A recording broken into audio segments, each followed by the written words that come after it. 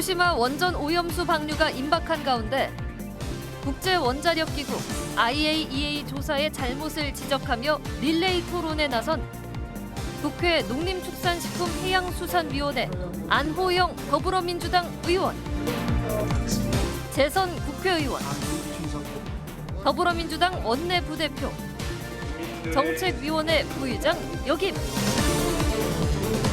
윤석열 대통령이 방류 과정에서 한국 전문가 참여를 요청하자 기시다 후미오 일본 총리는 즉답을 회피한 가운데 오염수 안전성을 두고 여야 공방 가열. 해양 생태 환경에 안전한 것인가 회수 우럭이 얘기를 하고 있습니다. 그 환경 생태 안전성 부분은 우리가 인정할 수 없다. 안호영 의원이 바라보는 일본 후쿠시마 오염수 안전성 논란 집중 분석합니다.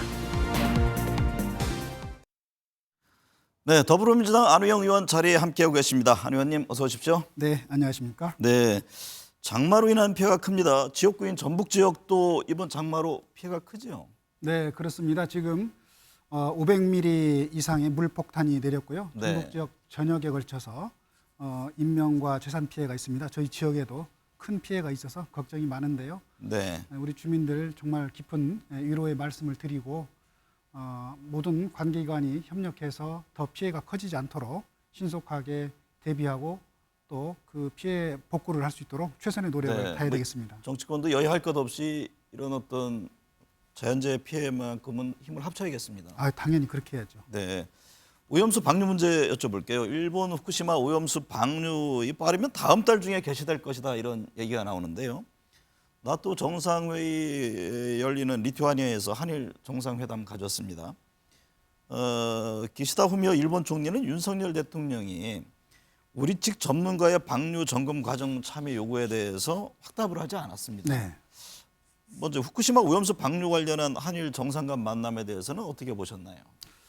저는 그 후쿠시마 핵폐수 방출은 국민의 생존권이 달린 그런 네. 문제라고 봅니다. 그런데 이번 그 한일 정상회담은 한마디로 빈손 굴욕 회담이고 또 하나의 외교 참사다. 저는 그렇게 생각합니다. 그 이유는 일본의 그 윤석열 대통령이 일본의 핵폐수 방출을 용인하면서도 네. 그 대가로 국민의 안전을 위험에 빠뜨리고 또 얻은 게 하나도 없기 때문입니다. 지금 현재 많은 우리 국민들은 윤석열 정부의 핵 폐수 그 방출에 대해서 대처 방법에 대해 많은 그 불안을 갖고 있습니다. 네. 정부 여당이 수족관 물 먹는 그 쇼나하면서 불안이 더욱 늘어나고 있죠. 그러면 네. 이런 상황에서 정상회담에 나가는 대통령이라면 우리 국민의 이런 불안을 상대 수상에게 얘기를 하고 이 네. 불안 해소책을 얘기를 해야 되는데 실제 결과는 핵폐수의 방출을 용인하면서 실제로 우리가 얻은 게 하나도 없다는 거죠. 네. 아까 말씀하셨는데 실제로 만약에 핵 방사능의 기준치가 오염되면 그걸 방출을 중단하고 통보를 한다고 그랬지만 그건 뭐 당연한 얘기고요. 하나만한 얘기죠. 그다음에 또 그 모니터 정보를 저희한테 실시간으로 공유하겠다고 그랬지만 실제로 가장 중요한 그 과정에 한국 측 전문가가 참여를 해야 되는데 그 부분에 대해서 아무런 확답을 안 했거든요. 네. 그러니까 이제 결과적으로는 전혀 이런 국민을 안심시킬 수 있는 대책을 내놓지 못한 것이죠. 국제 원자력 기구 IAEA 보고서에 대한 논란도 이어지고 있는데요. 안 의원은 IAEA 최종 보고서는 핵 오염수 방류의 명분만 부여한 꼴이다 이렇게 지적했는데요. 어떤 배경이었습니까? 네, 그렇습니다. 그 IAEA가 일본의 핵폐수 방출 계획이 국제 안전 기준에 부합한다 이런 네. 내용의 보고서를 냈죠. 그거에 대해서 그것이 나오자마자 일본 정부는 올 여름철에 핵폐수를 방출하겠다 이렇게 예고를 했고 우리 정부는 존중한다 이렇게 얘기를 했죠. 그러니까 결국은 그 일본의 입장에서는 방출을 하기 위해서 IAEA 보고서를 그걸 정당화하는 근거, 명분으로 지금 삼고 있는 거죠. 네. 그런데 그러면 정말로 그 IAEA 보고서가 그 객관적이고 과학적으로 안전성을 검증했고 또 그걸 믿을 수 있는 것이냐. 네. 이걸 이제 따져봐야 되는데요. 이 보고서에는 정말 많은 문제들이 있는데 제가 한 가지만 얘기를 좀 해볼게요. 네. 정말 우리 많은 국민들께서는 해양 생태 환경 또 수산물 안전 문제에 대한 많은 관심을 갖고 있습니다. IAEA 보고서에는 핵폐수를 실제 바다 환경에서 30년 동안 장기간 방출하는 데 따른 그 영향을 실제 영향에 대한 검증 내용이 없습니다. 또 IAEA 같은 경우에도 실제 이런 사태가 처음이기 때문에 이런 걸 해본 그런 어떤 접근법이나 지식도 없는 거죠. 네.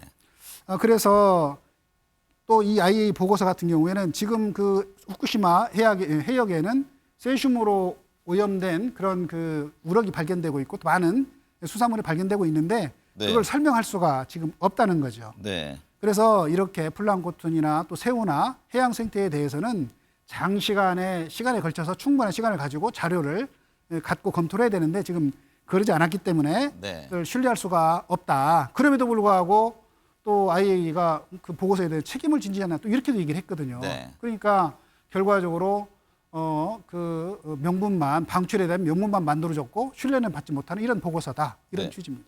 지금 현재까지는 후쿠시마 8개 현에서 나오는 수산물에 대해 수입 금지 조치를 시행하고 있습니다. 네. 최근 유럽연합이요 후쿠시마산 제품을 수입하기로 했습니다. 우리도 혹 빗장을 열게 되지 않을까 이렇게 또 우려하는 분들도 있는데 이 점은 어떻게 보세요? 네, 앞으로 일본의 수입 체계, 수입 허용하라는 압박이 거세질 것으로 예상이 됩니다. 네. 지금 후쿠시마 앞바다에는 방사능으로 오염된 그런 세슘 우럭과 많은 그 수산물들이 잡히고 있는데요.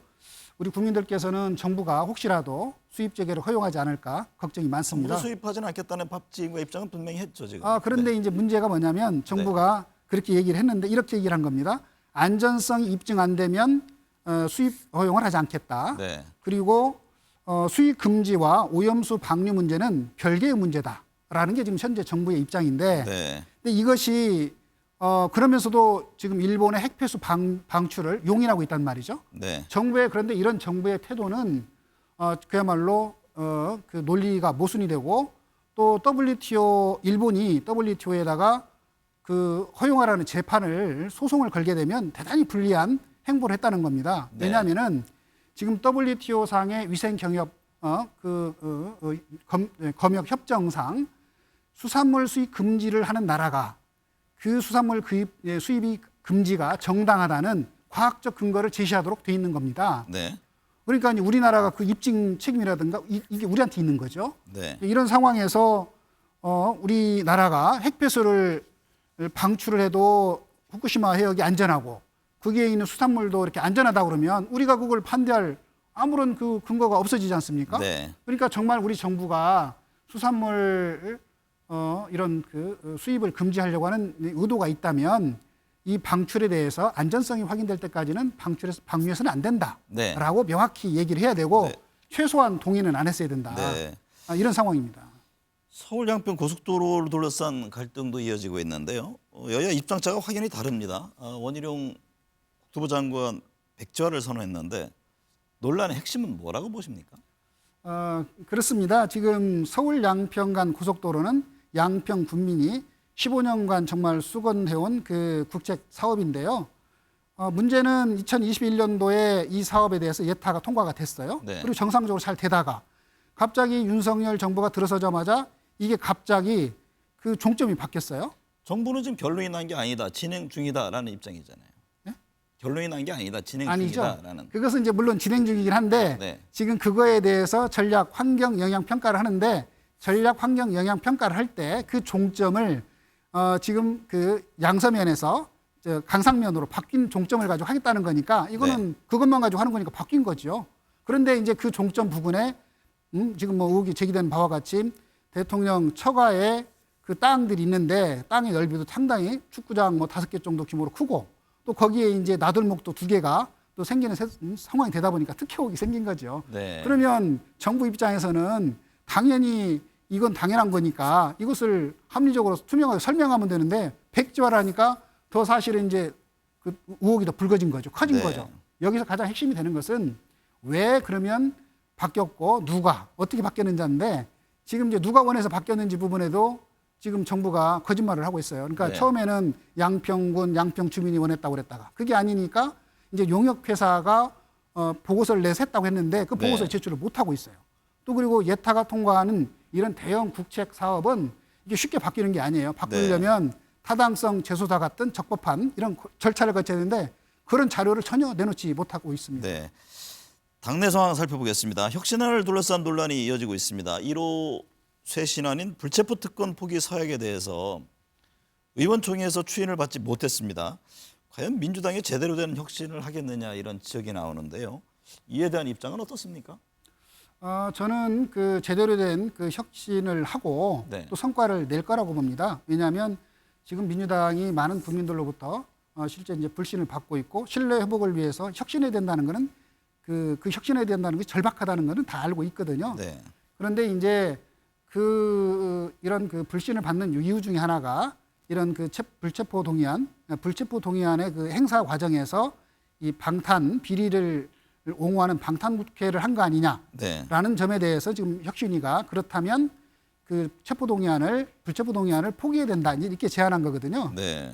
그런데 이제 그것이 나름대로 충분히 일리가 있지만 또 다른 한편으로 보면 이 불체포 동의안이라고 하는 것은 원래 민주주의를 지키기 위해서 영국이나 미국 같은 곳에서 시작을 했고 많은 또 민주 선진 국가에서 이게 인정이 되고 있는 겁니다. 네. 이 포기한다는 것은 또 헌법을 개정해야 되고 포기할 수도 없게끔 이론적으로 네. 해석이 되고 있고 또 현실에 있어서도 여전히 정치적 검찰의 어떤 영장에 각종 영장 청구에 대한 남용 우려가 있는 상황이고 네. 또 정치적 영장 청구 가능성도 있는 상황이잖아요.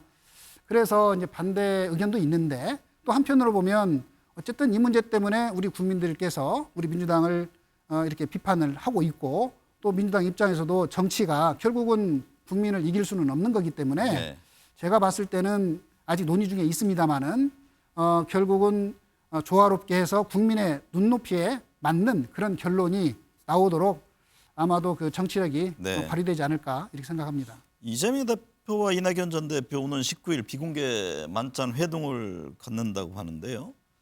두 사람의 만남은 어떻습니까? 뭐 해석들이 두 가지잖아요. 화합의 무대가 될 것인지 아니면 또 다른 갈등의 장소가 될 것인지 어떻게 보세요? 저는 화합의 장소가 될 거라고 생각합니다. 네. 왜냐하면 지금 잘 알다시피 윤석열 정부가 집권해서 지금 어떤 실정과 그 폭정으로 많은 국민들이 고통을 당하고 있거든요. 이 상황 인식에 대해서는 지금 이낙연 전 대표께서도 충분히 인식을 하고 있고 그래서 내년은 정말 이런 그 실정과 폭정을 심판하고 또 다음 대선을 위한 이런 전초가 되는 중요한 총선이기 때문에 네. 총선을 앞두고 우리 당이 승리할 수 있도록 이렇게 힘을 좀 모을 것이다. 그래서 이번 만남은 우리 당이 더욱더 단합하고 또 이낙연 대표도 총선 승리를 위해서 좀 더 큰 역할을 할 수 있는 그런 계기가 될 거라고 생각합니다. 앞서 얘기한 그 불체포 특권 포기 선언 관련해서요. 31명의 의원들이 포기 선언을 했잖아요. 네, 그렇습니다. 이게 민주당이 뭐 갈라서 하는 것 아니냐 이런 얘기들도 있었잖아요. 이것은 뭐 확대 해석이라고 보고요. 네. 또 면면을 보면 꼭 그렇게 해석되기는 어렵고 아까 이 문제 자체가 이런 불체포 특권의 이제 헌법적 의미나 이런 부분들 서로 관련이 있어서 그렇게 해석하는 건 좀 과도한 해석인 것 같습니다. 네. 총선을 앞두고 신당 창당 움직임이 지금 있습니다.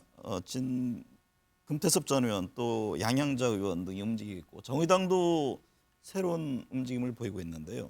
신당 바람이 내년 총선에는 어떤 영향을 줄 것으로 보세요?